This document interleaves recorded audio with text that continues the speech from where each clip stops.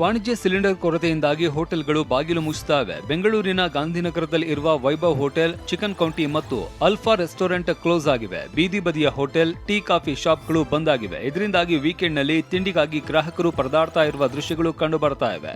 ಗಾಂಧಿನಗರಕ್ಕೆ ಆಗಮಿಸಿದ್ದ ಜನ ತಿಂಡಿಗಾಗಿ ಒದ್ದಾಡ್ತಾ ಇದ್ದಾರೆ. ವಾಣಿಜ್ಯ ಸಿಲಿಂಡರ್ ಪೂರೈಕೆ ಕೊರತೆಯಿಂದಾಗಿ ಬೆಂಗಳೂರು ಹೋಟೆಲ್ಗಳು ಸೌದೆ ಒಲೆ ಮೊರೆ ಹೋಗಿವೆ. ಬೆಂಗಳೂರಿನಲ್ಲಿ ಭೀಮಾಸ್ ಗಾರ್ಡನ್ ಹೋಟೆಲ್ಗೂ ಗ್ಯಾಸ್ ಬಿಸಿ ತಟ್ಟಿದೆ. ಶೇಷಾದ್ರಿಪುರಂನಲ್ಲಿ ಇರುವ Bheemas garden hotel gas cylinder ತೊಂದರೆಯಿಂದ ಒದ್ದಾಡುವ ಹಾಗಾಗಿದೆ. ಹಾಗಾಗಿ ಸೌದೆ ಒಲೆಯಲ್ಲಿ ಅಡುಗೆ ಮಾಡಲಾಗ್ತಾ ಇದೆ.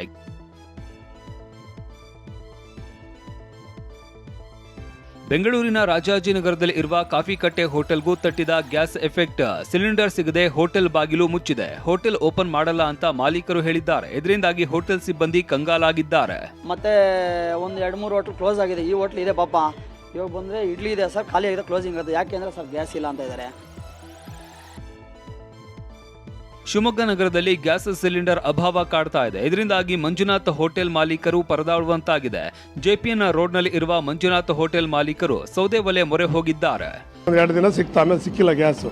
ದಯವಿಟ್ಟು ಇದಕ್ಕೆ ರಾಜ್ಯ ಸರ್ಕಾರ ಇರ್ಬೋದು, ಕೇಂದ್ರ ಸರ್ಕಾರ ಇರ್ಬೋದು, ದಯವಿಟ್ಟು ಹೋಟೆಲ್ ಕಡೆ ಸ್ವಲ್ಪ ಕಣ್ಣೆ ತೋರಿಸ್ಬೇಕು.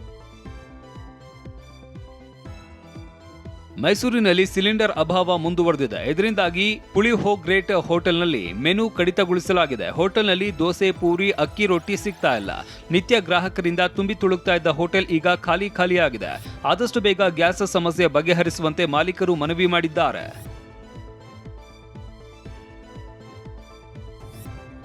ಗದಗ ಜಿಲ್ಲೆಯಲ್ಲಿ ಗ್ಯಾಸ್ ಸಿಲಿಂಡರ್ ಅಭಾವದಿಂದ ಹೋಟೆಲ್ ಸಿಬ್ಬಂದಿ ಬೀದಿಗೆ ಬೀಳುವ ಆತಂಕದಲ್ಲಿದ್ದಾರೆ. ನಮ್ಮಂತಹ ಬಡವರ ಬದುಕೆ ಬೀದಿಗೆ ಬರುತ್ತೆ ಅಂತ ಮಹಿಳಾ ಕಾರ್ಮಿಕರು ಕಣ್ಣೀರಾಕಿದ್ದಾರೆ.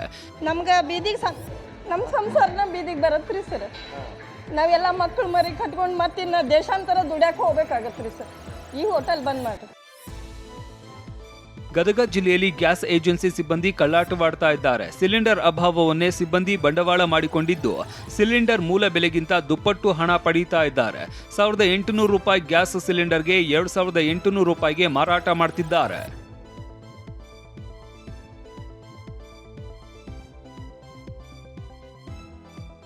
ದಾವಣಗೆರೆಯಲ್ಲಿ ಸಿಲಿಂಡರ್ ಅಭಾವದಿಂದ ಗ್ರಾಹಕರಿಲ್ಲದೆ ಅಯೋಧ್ಯೆ ಹೋಟೆಲ್ ಖಾಲಿಯಾಗಿದೆ. ಹಳೇನಗರದಲ್ಲಿ ಕಾಳಿಕಾದೇವಿ ರಸ್ತೆಯಲ್ಲಿರುವ ಹೋಟೆಲ್ನಲ್ಲಿ ಅಗತ್ಯಕ್ಕೆ ತಕ್ಕಂತೆ ಉಪ್ಪಿಟ್ಟು, ಪಲಾವ್ ಮಾತ್ರ ತಯಾರಿ ಮಾಡ್ತಿದ್ದಾರೆ. ಆದರೆ ಗ್ರಾಹಕರಿಲ್ಲದೆ ಹೋಟೆಲ್ ಮಾಲೀಕರು ಕಂಗಾಲಾಗಿದ್ದಾರೆ.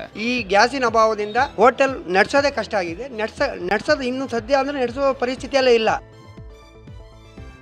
ಗದಗ ಜಿಲ್ಲೆಗೂ ಗಲ್ಫ್ ಯುದ್ಧದ ಬಿಸಿ ತಟ್ಟಿದೆ. ಸಿಲಿಂಡರ್ ಬಳಿಕ ಇದೀಗ ಪೆಟ್ರೋಲ್ ಅಭಾವ ಕಾಡ್ತಾ ಇದೆ. ಚೆನ್ನಮ್ಮ ಸರ್ಕಲ್ನಲ್ಲಿ ಇರುವ ಇಂಡಿಯನ್ ಆಯಿಲ್ ಬಂಕ್ ಪೆಟ್ರೋಲ್ ಬಂಕ್ನಲ್ಲಿ ನೋ ಸ್ಟಾಕ್ ಬೋರ್ಡ್ ಹಾಕಲಾಗಿದೆ. ಪೆಟ್ರೋಲ್ ಸಿಗದೆ ವಾಹನ ಸವಾರರು ಪರದಾಡ್ತಾ ಇದ್ದಾರೆ.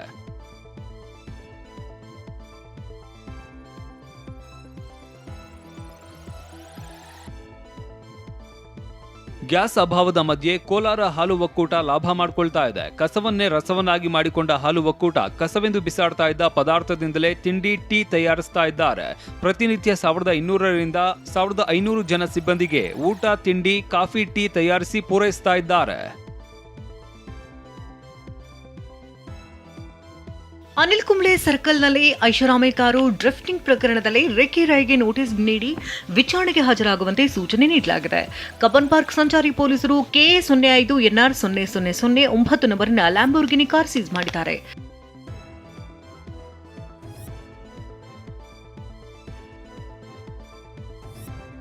ಬೆಳಗಾವಿ ಜಿಲ್ಲೆಯ ಕಾಗವಾಡ ತಾಲೂಕಿನ ಜುಗೂಳು ಗ್ರಾಮದಲ್ಲಿ 12ಕ್ಕೂ ಅಧಿಕ ಅಂಗಡಿಗಳು ಹೊತ್ತಿ ಉರಿದಿವೆ. ಶಾರ್ಟ್ ಸರ್ಕ್ಯೂಟ್ನಿಂದ ಬೆಂಕಿ ಹೊತ್ತಿ ಅವಘಡ ನಡೆದಿದೆ ಎನ್ನಲಾಗಿದೆ. ಜುಗೂಳು ಗ್ರಾಮದ ಪ್ಯಾಟಿ ಓಣಿಯಲ್ಲಿ 12 ಅಂಗಡಿಗಳು ಸಂಪೂರ್ಣ ಸುಟ್ಟು ಕರಕಲಾಗಿದೆ.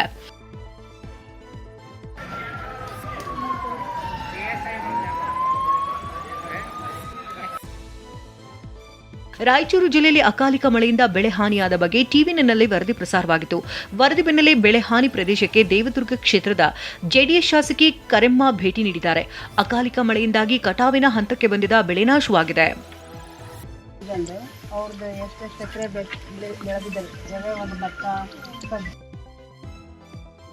ಬೆಂಗಳೂರು ದಕ್ಷಿಣ ಜಿಲ್ಲೆಯ ರಾಮನಗರ ತಾಲೂಕಿನ ತಾಳಗುಪ್ಪೆ ಗ್ರಾಮದಲ್ಲಿ ಕುರಿ ಮೇಕೆ ಕಳ್ಳರು ಪೊಲೀಸ್ ಬಲೆಗೆ ಬಿದ್ದಿದ್ದಾರೆ. ಬಿಡದಿ ಠಾಣೆ ಪೊಲೀಸರ ಕಾರ್ಯಾಚರಣೆ ನಡೆಸಿ 2 ಆರೋಪಿಗಳನ್ನು ಬಂಧಿಸಿದ್ದಾರೆ. ಬಂಧಿತರಿಂದ 2.80 ಲಕ್ಷ ರೂಪಾಯಿ ಮೌಲ್ಯದ ಕುರಿ ಮತ್ತು ಮೇಕೆ ಹಾಗೂ 2 ದ್ವಿಚಕ್ರ ವಾಹನ, 1 ಓಮಿನಿ ಕಾರು ವಶಕ್ಕೆ ಪಡೆಯಲಾಗಿದೆ.